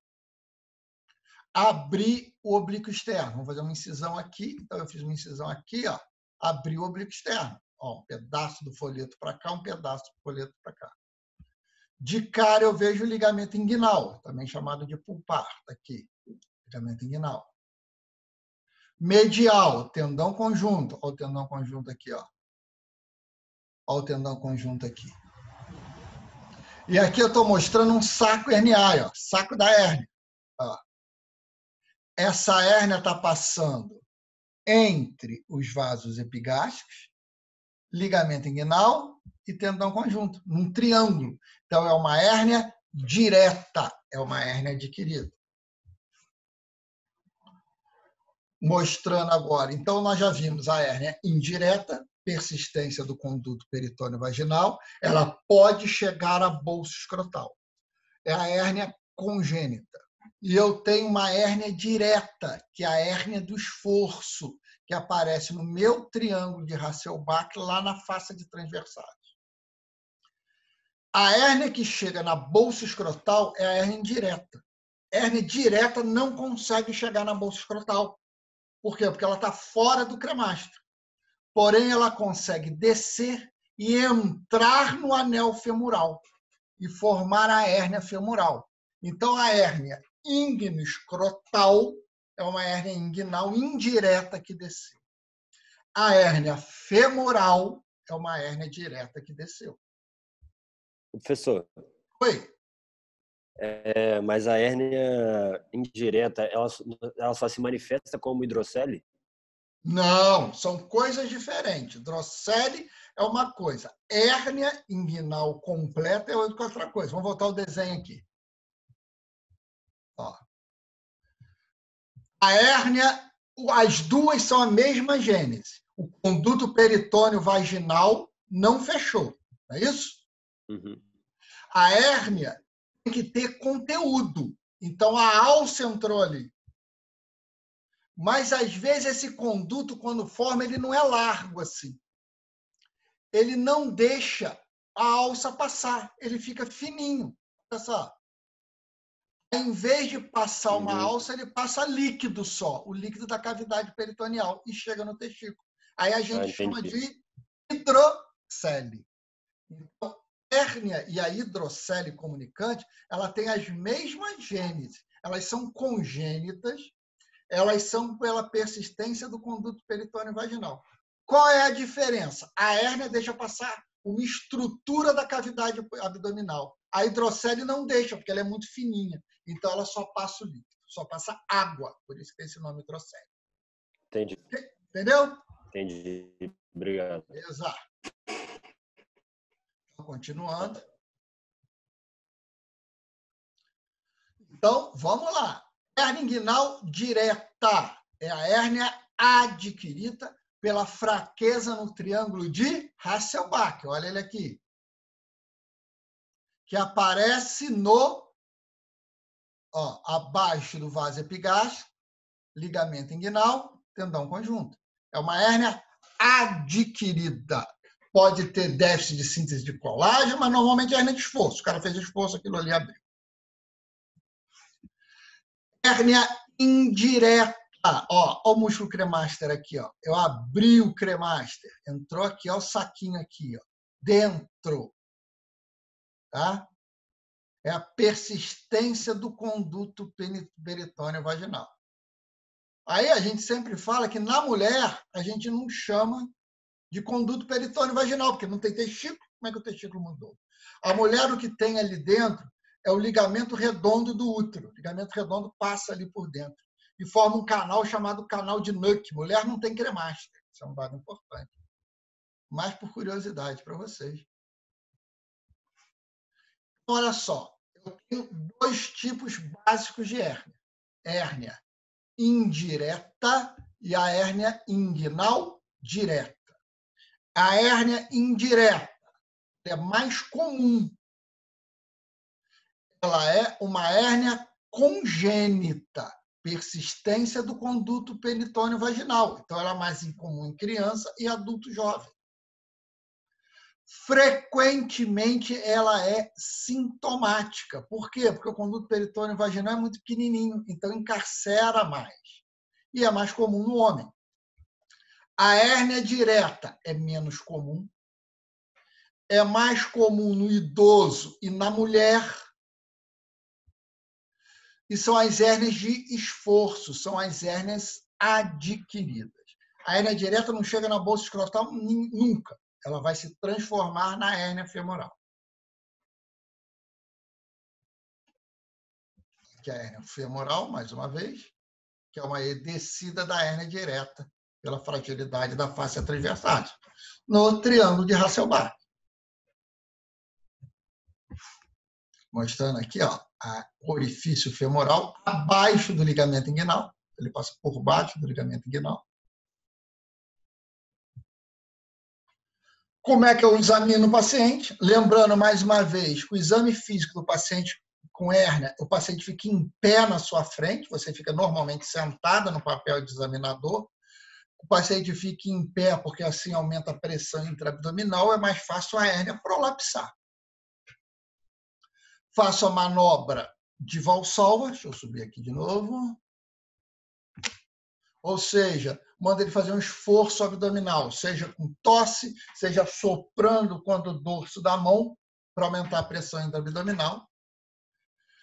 Posso auscultar ali, ver se tem peristalse, tá? Posso percutir, e eu tenho a manobra de Landivar. Vocês já ouviram falar? Primeira manobra do dedo, eu introduzo o dedo no canal inguinal e sinto aquela hérnia bater no meu dedo. Se ela empurra exteriorizando meu dedo, é uma hérnia indireta, que ela queria vir para cá. Se ela levanta meu dedo em direção à pele, eu falo que é uma hérnia direta, porque ela vem da parede posterior. Manobra de Landivar clássico é essa aqui, o da luva. Você obstrui o orifício interno com uma mão e obstrui o orifício externo. A hérnia indireta, ela vai aparecer pelo orifício interno, conduto peritônio vaginal. Então, você vê ela forçando a sua mão para ser exteriorizada para a bolsa escrotal. Então, ela aparece forçando sua mão. Ou não aparece, você só sente uma força aqui. E a hérnia direta, como o orifício interno está acoplado, o orifício externo está fechado, você lembra que a hérnia direta é abaixo do orifício interno, então você vê um abaulamento fácil, assim, sem forçar a minha mão, e aparece um abaulamento aqui no centro. Essas são manobras clínicas, elas ajudam a me diferenciar a hérnia direta e indireta, mas, na verdade, elas não são muito utilizadas, não, porque não há uma importância muito grande de eu falar se essa hérnia é direta ou indireta no pré-operatório. O importante é eu identificar a hérnia. Então, eu sentado, o paciente na minha frente, faz esforço, aparece uma tumoração, para de fazer esforço ou empurro com a mão e essa tumoração vai desaparecer. Então, isso a gente fecha o diagnóstico clínico da nossa hérnia inguinal. Mais uma vez, quanto à etiologia, nossas classificações, ela pode ser congênita, que é a hérnia indireta. Ela pode ser adquirida, que são as hérnias diretas. Pode ser pós-operatória, que são as hérnias incisionais. Quando a ser redutível, isso aí nós já aprendemos. Elas podem ser irredutíveis, podem ser redutíveis. Quando elas são irredutíveis, que a gente chama de encarcerado, pode ter comprometimento vascular. E a gente fala que essa hérnia está estrangulada. Que são a evolução. Simples são as hérnias redutíveis, complicadas são as hérnias encarceradas e estranguladas. E eu tenho vários conteúdos dessa hérnia. Não vamos falar de nervos por enquanto, porque acho que não há necessidade. Então, hérnia encarcerada é aquela que eu não consigo reduzi-la. É uma hérnia encarcerada. E ela pode ter complicações de estrangulamento, ou seja, comprometimento vascular. Eu estou mostrando aqui. Normalmente, leva em torno de 6 horas uma hérnia para encarcerar e estrangular. Por isso que a gente fala que é encarcerada. Aqui mostrando os sinais flogísticos da hérnia estrangulada, que podem, uma hora, vão aparecer na pele. Normalmente, a gente acredita que essa evolução do encarceramento para o estrangulamento é em torno de 6 horas. Ou seja, o cara chegou no pronto-socorro com uma hérnia encarcerada a menos de 6 horas, eu posso tentar reduzi-lo. Se ele chegar a mais de 6 horas, a chance de estrangulamento é muito grande. Então, esse paciente eu tenho que operá-lo na urgência. Isso é um ponto importante. Se ele chegar com menos de 6 horas, mas a pele já tiver sinais flogísticos, quer dizer que já tem estrangulamento, mesmo sendo inferior a 6 horas. Então, você já indica a cirurgia. Quando eu reduzo, veja bem, eu posso ter reduzido uma hérnia de 4 horas, que não tem sinais evidentes de estrangulamento, mas essa hérnia já poderia estar estrangulada, que não deu tempo da pele aparecer o sinal flogístico. Então, se eu reduzir, eu interno o meu paciente, observo ele 24, 48 horas, para ele não vai ver se ele não vai ter sinal clínico dessa alça necrótica, e opero esse paciente, de preferência na mesma internação. Quando ele está lá na observação, você lembra da nossa aula de pré-operatório, eu vou avaliar o risco-benefício do meu procedimento e avaliação pré-operatória. Estou mostrando, olha lá, abri pele subcutânea, apareceu a hérnia aqui, ó, uma cor amarronzada. Olha a hérnia com isquemia. Olha só, a hérnia estava aqui, encarcerou, e houve um estrangulamento desse tecido, onde eu vou ter que ressecá-lo e fazer uma anastomose primária dessa alça intestinal. Pelo canal inguinal, precisa abrir a barriga. Então, a hérnia só tem um tratamento, ela é cirúrgica, você tem que operar. Sendo que a hérnia redutível, a hérnia não complicada, é uma cirurgia eletiva. As cirurgias de urgência são as encarceradas agudas e as estranguladas. Estrangulado, então, eu não posso nem tentar reduzir. Tem sinal de isquemia e necrose da alça, eu tenho que levar para o centro cirúrgico. Se não tiver isquemia e necrose, eu posso tentar reduzir. Quando que eu sei isso? Um tempo menor do que 6 horas e a pele não tem sinais flogísticos. Tratamento clínico afunda. Vocês veem aqui. Não é confortável para o paciente, tá? Não é o grande tratamento das hérnias. O tratamento da hérnia é cirúrgico. Você usa isso quando o risco cirúrgico é muito grande e o paciente tem uma morbimortalidade muito elevada que contraindique o meu procedimento cirúrgico.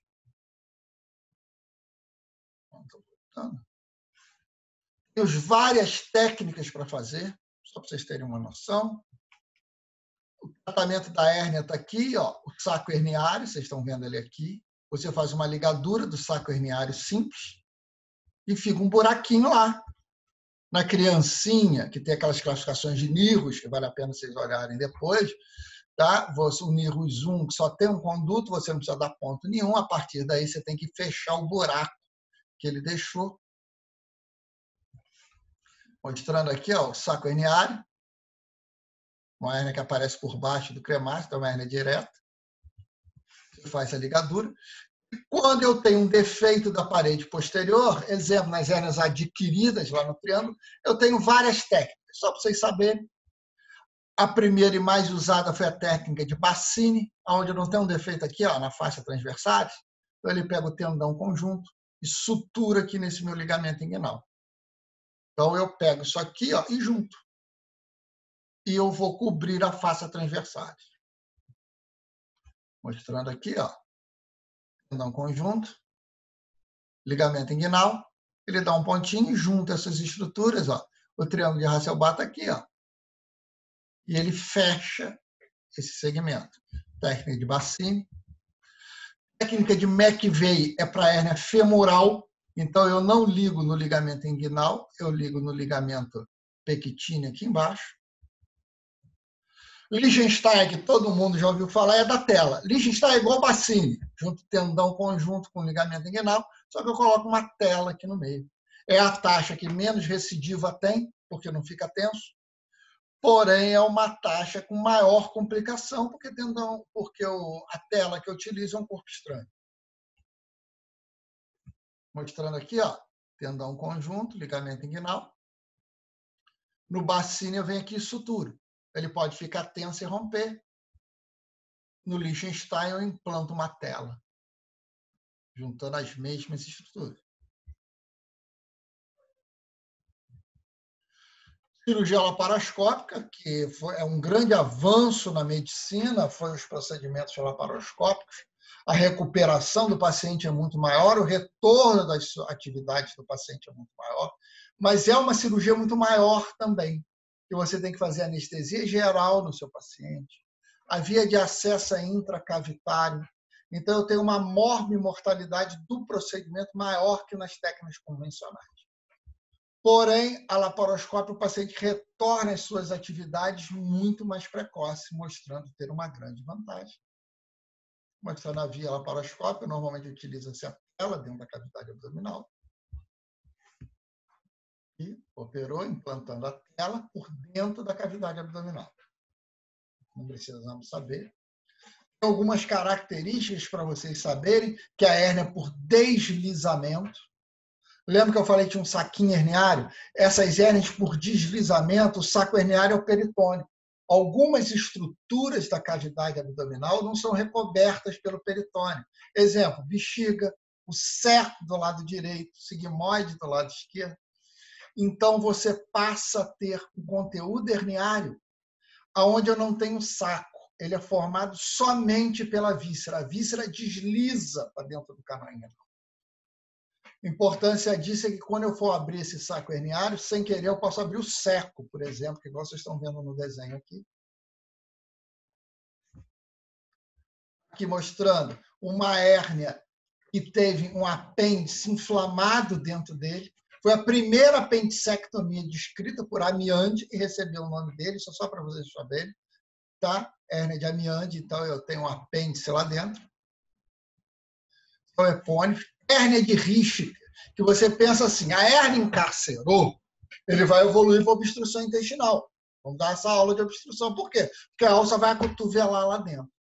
Eventualmente, pode acontecer isso aqui, ó. Só uma borda da alça, tá vendo aqui, encarcera. Não foi a alça toda que entrou. A passagem do trânsito está aqui. Então, Richter falou que eu posso ter uma hérnia encarcerada ou mesmo estrangulada, sem sinais clínicos de obstrução intestinal. Aqui é a hérnia de Richter. Tá? Agora mostrando para vocês uma hérnia de Littré. Hérnia de Littré é igual ao do Amiande. O Amiande tinha um apêndice e o Littré descobriu um divertículo de Merkel ali dentro. Finalmente, vamos falar de um dos carros-chefes da clínica cirúrgica, que é o abdômen agudo. O que é que nós temos importante do abdômen agudo? Principal, reconhecer meu abdômen agudo e os tipos. Como que eu vou conduzir esse paciente? Quais são os exames que esse paciente necessita? José Carlos Silveira, põe presente aí, José Carlos. Perfeito. E como a gente conduz esses pacientes? Então, vamos lá?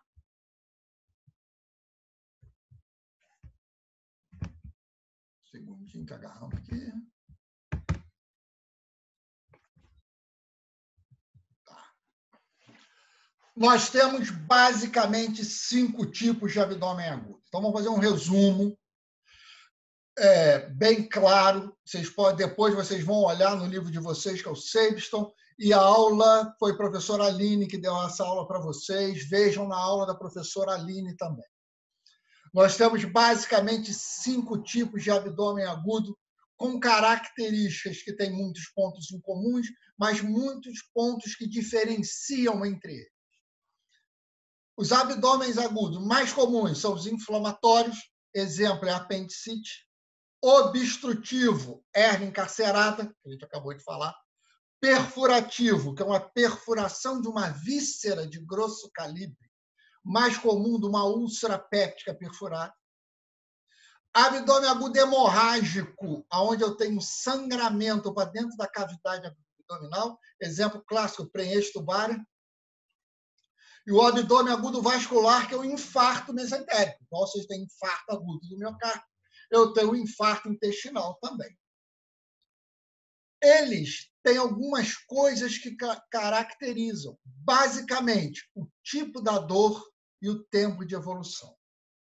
Veja bem que nós estamos falando de abdômen agudo. Então, é uma patologia abdominal aguda.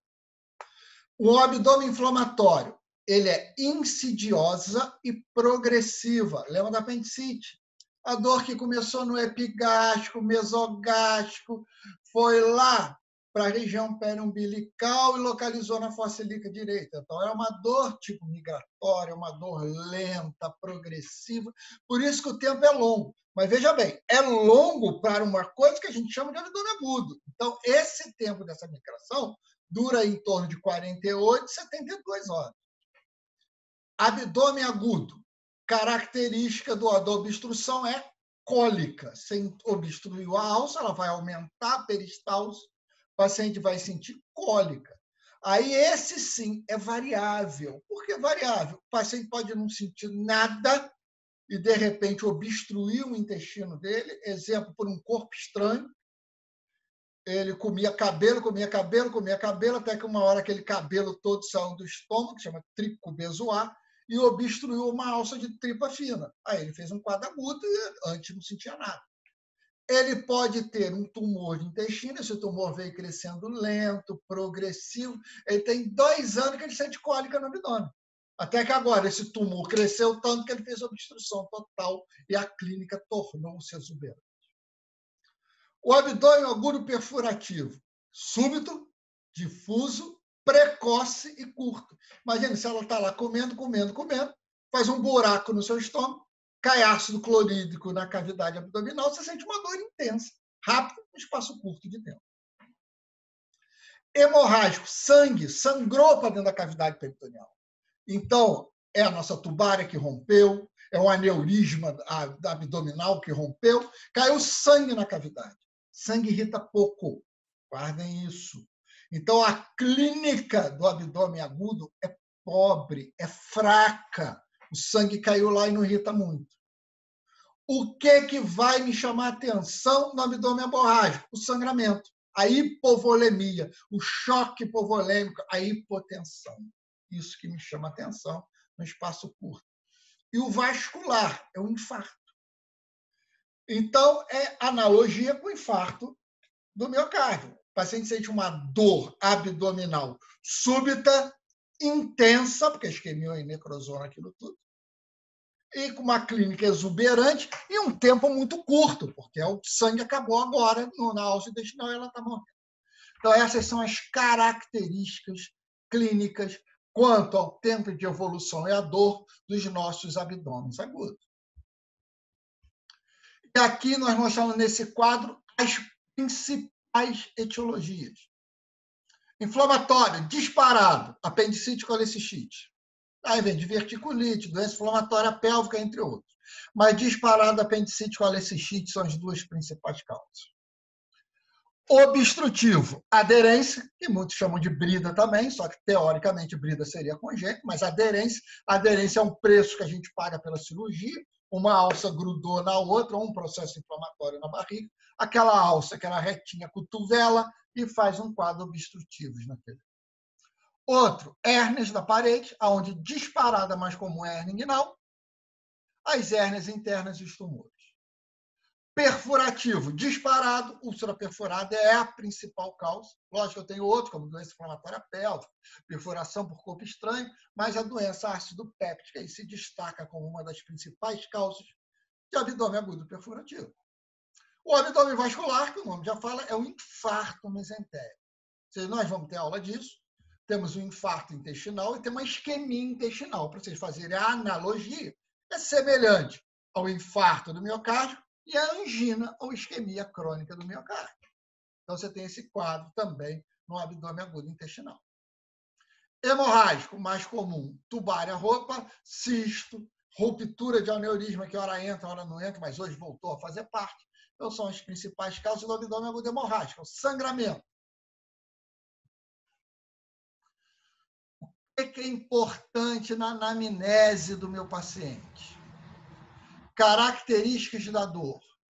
Quando, lembra que eu falei, tipo de dor, é cólica, é pontada, foi aguda, é insidiosa, começou num local, foi para outro. Sintomas associados, tem náusea, normalmente a náusea é por causa do íleo, por causa da dor, aquela alça parética. Tem vômito, perdeu o apetite, são isso tudo dados importantes. Tem doenças associadas, exemplo clássico, diabético, arteriosclerose crônica, pensando no infarto mesentérico, assim vai. Aderência, já operou antes? Você, eu já operei, apendicectomia, então apendicite você não tem de novo. Perfuração, teve algum procedimento, fez colonoscopia, endoscopia, colangiopancreatografia, enterox, algum procedimento intracavitário? Usa medicação, imunossupressor, pode mascarar a clínica, mas antidiurético, anti-inflamatório na doença ácido-péptica, são coisas. Da patologias pélvicas, última menstruação, tem corrimento, dor à relação, e assim vai. São o que a gente tem que eventuar, tem que aventar no nosso abdômen agudo. Mostrando aqui o inflamatório, mostrando um apêndice inflamado. Então, é uma dor insidiosa, não é dor intensa, é uma dor que começa lenta, progressiva e vai se aumentando com o tempo. As duas principais causas estão aqui, apendicite e colecistite aguda.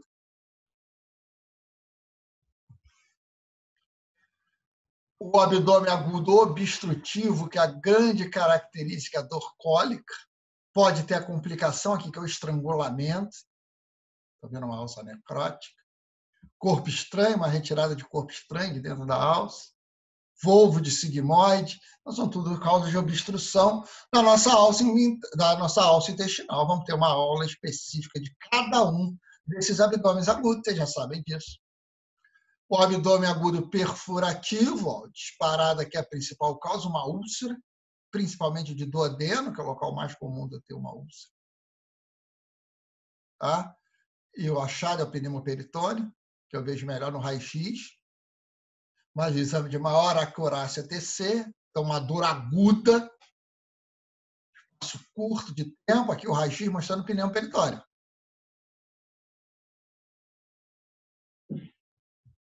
Abdômen agudo vascular, que é o infarto mesentérico, que eu vejo até os dois grandes exames, TC ou angio-TC, que é mais específico, quando você vê a obstrução do vaso, e arteriografia, e aqui eu mostrando uma TC mostrando gás na parede. Então, necrose, essa alça aqui, cheia de necrose nessa parede. Não é uma patologia que não é muito comum, é mais comum em pacientes idosos, portadores de diabetes, placa de ateroma, aonde a mesma gênese do coração, prognóstico ainda é pior do que o infarto agudo do miocárdio.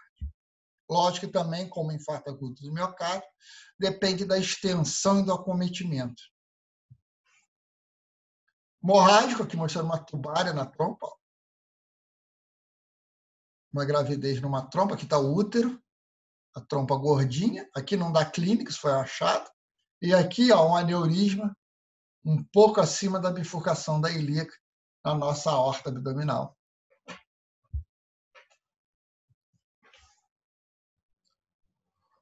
que nós vamos olhar? Ectoscopia, paciente normalmente parado no leito, quietinho, tá? Porque se ele mexer, aquele processo inflamatório bate contra a parede, ele sente dor. Então, você não vai ver um paciente agitado andando de um lado para o outro, o paciente fica quietinho. Posição antálgica, ele flete normalmente o abdômen um pouquinho. Sinais vitais que tem que me chamar a atenção do processo inflamatório, febre, normalmente acompanhada de taquicardia, no abdômen agudo hemorrágico e nos abdômenes agudos tardios, onde o paciente tem choque distributivo, ele pode estar hipotenso. A ausculta abdominal importante são os extremos, o silêncio abdominal total, ou aquela peristalse de luta. Percussão do abdômen, onde eu vou procurar áreas com hiperestesia, o paciente normalmente tem um abdômen agudo, sente mais dor. Palpação abdominal, que a gente vai procurar os sinais clássicos de irritação peritoneal, que a gente precisa de treinamento, para isso que vocês vão ter um internato depois, para a gente ver isso junto. Toque retal e vaginal faz parte da história clínica do exame físico do paciente. Não esqueçam nunca de fazer o toque retal e o toque vaginal. O exame laboratorial é a rotina do nosso abdômen agudo. Rotina é aquilo que eu sempre faço. Hemograma completo, onde eu vou procurar leucocitose, posso ter sangramento com anemia aguda. Amilase, primeiro, porque o diagnóstico diferencial é pancreatite no adulto, é um abdômen agudo não cirúrgico. Porém, na úlcera perfurada, onde eu tenho uma perfuração no duodeno, o suco pancreático passa por essa perfuração e cai no peritônio, eu posso ter aumento da amilase, assim como no infarto mesentérico, na necrose da alça, a mucosa perde aquela barreira e a secreção, a amilase, passa livremente para a corrente sanguínea. Na pancreatite, normalmente maior do que 3 vezes, o valor normal, a elevação da amilase, e na úlcera perfurada e na isquemia mesentérica, raramente ultrapassam 3 vezes. Beta-HCG, não pensando só em gravidez ectópica, mas na gravidez serotínea também, que dá dor no baixo ventre, náusea, vômito, pode dar leucocitose. São outros exames. Depende do que eu pensar. História clínica e exame físico. Eu acho que esse paciente tem infarto mesentérico, vai pedir angio-TC. Eu acho que ele tem hepatite, você vai pedir TGO, TGP. Acho que ele tem colangite, vai pedir ultrassom para ver se não tem dilatação, e assim vai. Rotina é aquilo que eu sempre faço. Então, isso é um dado importante. Mostrando o raio-x de abdômen agudo. Tá? As incidências são 3 raios-x normais aqui, que eu estou mostrando para você. O raio-x de tórax em pé. É sempre em pé, porque pneumoperitônio eu vejo abaixo do diafragma. Então, o melhor exame para eu ver pneumoperitônio é o raio-x de tórax em pé. Raio-x de abdômen em pé e deitado. Esse aqui parece em pé, o gás subiu mais, eu vejo o nível aqui, tá? Do estômago, isso é normal. Pessoas presentes, você vê a sombra do músculo, pessoas aqui, dá para ver melhor ainda. Raio-x deitado, o gás se torna mais difuso. Olha só o músculo pessoas aqui, como é que você vê bem, um músculo pessoas. Quer dizer, o raio peritônio está fininho, o raio passa bem, faz a curvatura da musculatura do pessoas. Gordura pré-peritoneal, mesma coisa. Então, vejo bem essa curva dessa gordura aqui do lado. São normais, normalmente eu tenho 2 a 3 níveis dentro do abdômen, isso aí pode ser normal, ok? Estou mostrando aqui, pneumoperitônio. Pneumoperitônio eu vejo abaixo do diafragma, um pouquinho de diafragma aqui, onde eu vejo esse pequeno pneumoperitônio.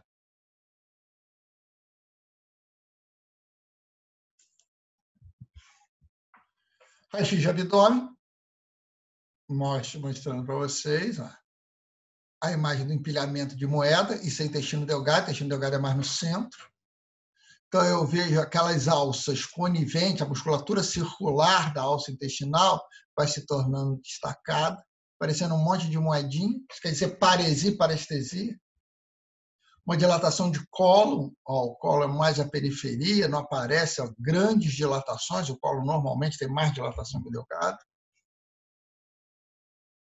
Houve o seguinte, olha o nível hidroaéreo, isso é importante. Isso é um raio-x em pé, onde o líquido desce e o ar sobe. Então, você vê vários níveis hidroaéreos. Nenhum desses achados é patognomônico de nada. Pneu peritônio de novo, ó. Gás acima da cúpula. Aqui eu vejo bem esse gás em cima da cúpula diafragmática.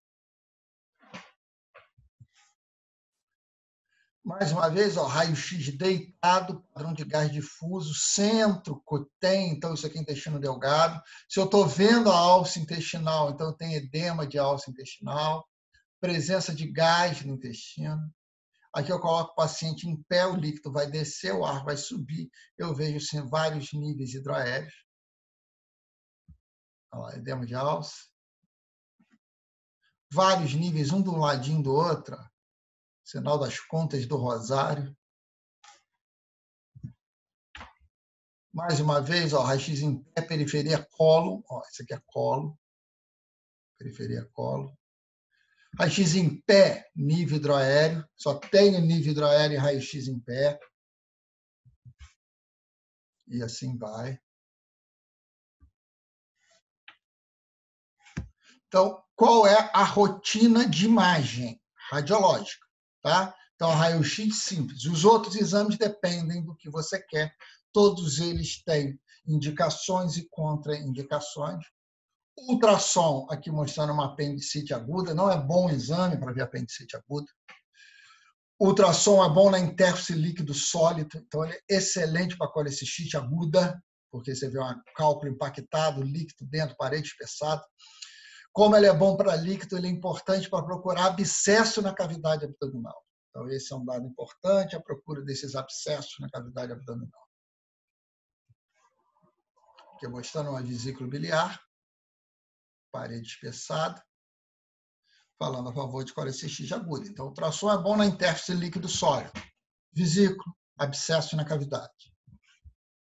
Tomografia é um exame de maior acurácia, aqui mostrando um apêndice com uma parede edemaciada, um espessamento da gordura periapendicular, e a tomografia é um dos maiores exames com maior acurácia para o diagnóstico pré-operatório de apendicite. Lembrando que nas fases iniciais eu posso ter uma TC normal, isso às vezes me confunde no diagnóstico, e às vezes ele, nos sinais claros de abdômen agudo, eu não preciso de TC, porque só vai me retardar a laparotomia e o tratamento definitivo desse paciente. A tomografia é ótima, aqui vocês veem o pâncreas, pâncreas. É um exame ótimo para avaliar reto peritônio. Então, a pancreatite, a tomografia é indicada. O ultrassom só serve para me ajudar na etiologia, se tem cálculo ou não. Mas o grande exame é a tomografia, inclusive tem aqueles critérios de Baltazar, que vocês já ouviram falar. Nível hidroaéreo, aquilo que a gente fala, o líquido desce, o ar sobe. Quando é no raio-x, eu só vejo uma meia-lua preta. Na tomografia, eu consigo ver o líquido também, que eu não consigo no raio-x. Pneumatose intestinal, então, gar na parede, fala a favor de infarto mesentérico. Posso ver um cálculo aqui na entrada do ureter na bexiga. Então, são exames que me ajudam no diagnóstico. Lembrando que o principal, história clínica e exame físico.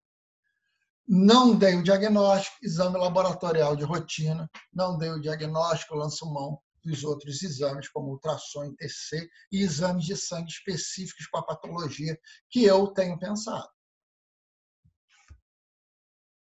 Diverticulite com perfuração, é importante, a gente vai ter uma aula disso no colo, isso é a classificação de Rinchey. Então, tomografia é muito bem indicada na diverticulite. Então, você vê que eu falo de indicações precisas na patologia que eu estou pensando.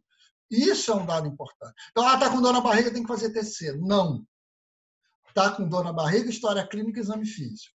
Baseado no que eu achar, é cirúrgico, não é cirúrgico, vai precisar de TC, não vai precisar de TC.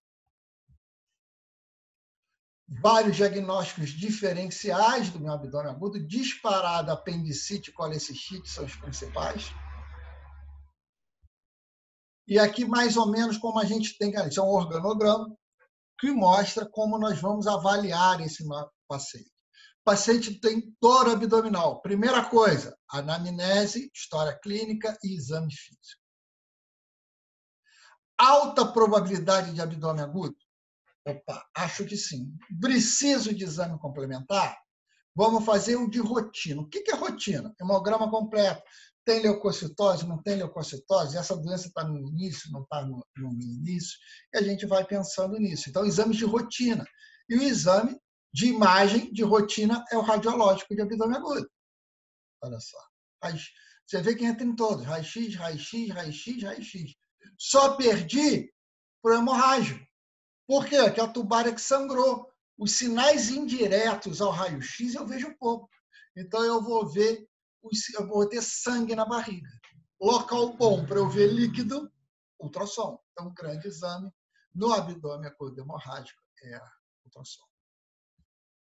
Posterior, no abdômen agudo inflamatório, se eu estiver pensando em loja com abscesso, ultrassom, colecistite, ultrassom, senão eu parto para tomografia.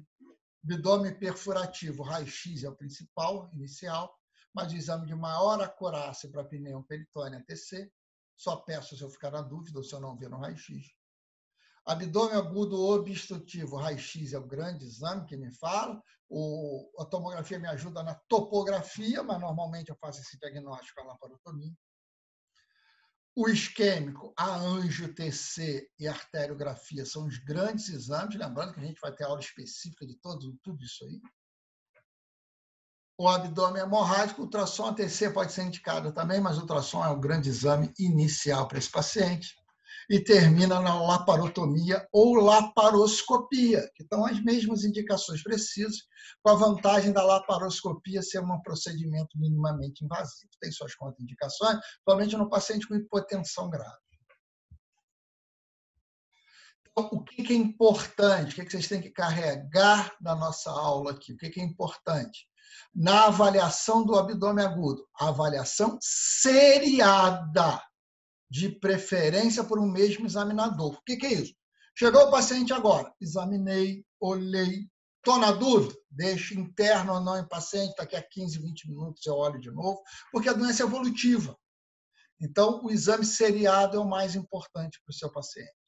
Exame complementar, eu tenho a rotina e depois eu vou fazendo de acordo com que a evolução do quadro me indique, ou com a história clínica e o exame físico.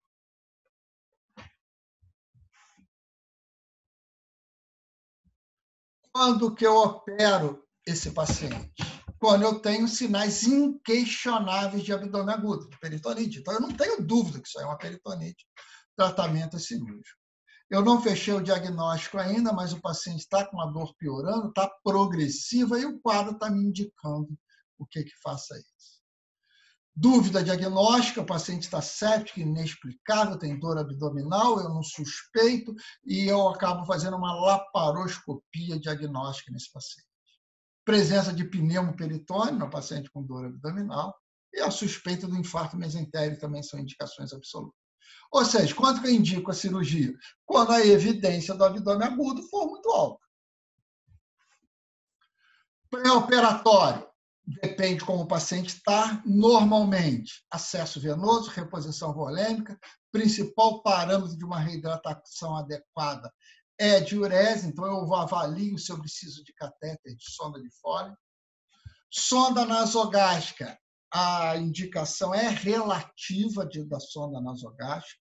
Se o abdômen agudo está muito distendido, se tem risco de broncoaspiração, você acaba passando. Hoje já se defende você agredir menos o paciente. Se o paciente não tiver com vômito, não tiver com distensão abdominal importante, não precisa. Analgesia, não há contraindicação nenhuma aos analgésicos naturais. Você pode fazer Buscopan, dipirona, paracetamol, não há problema nenhum. Só cuidado com os opioides fortes, é óbvio. E o ideal é você operar esse paciente quando ele estiver hemodinamicamente estável. Às vezes você não consegue, mas você consegue um equilíbrio ali transitório. Então, você repõe volume e opera esse paciente o mais rápido possível. Anestesia normalmente é geral, a não ser que fale a favor de uma doença bem localizada. Comparação entre cirurgia laparoscópica e cirurgia convencional laparotômica, óbvio que a laparoscópica é melhor pela recuperação do seu paciente.